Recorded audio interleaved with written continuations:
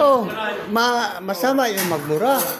Pero pag ano, labing-labing naman yung mahal mo yung isang tao, yan mas maganda at pakinggan yun. Oh, nagmura na naman.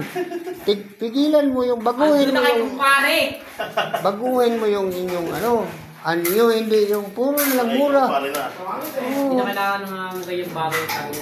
Bigo naman. Inaasa mo lang kay pare. Ay, nakabala. Lumaya ko na sa kanya. Ang yabang-yabang mo, kaya wala naiwan ka eh. Huwag ka kasi magyabang kasi. Siyempre, pag may salita ka, iwan, may bagong huwag ka mo lang magsalita na yung tapos. Hindi ko na nga nalalim. Wala nang papalalim. Nasabi mo kagad.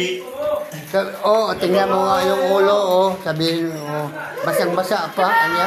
Bumanat pa ako. So, sunod buwan, nagkagulo-gulo na sila. Wala na.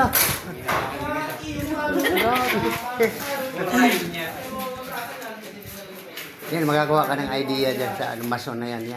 Mason, ano pa yung electrician pa, mason pa, no? Ang daming ano nito, mga elemento ba? Marami ka matutunan dito. No? Parang giti yung, ano ba yun, tawag doon? Yung pagmo. Yawa. Bawal nga kasi ano ka dito. Madali na naman tayo nito. Ganyan, boss. Ginudi tayo nito, ano.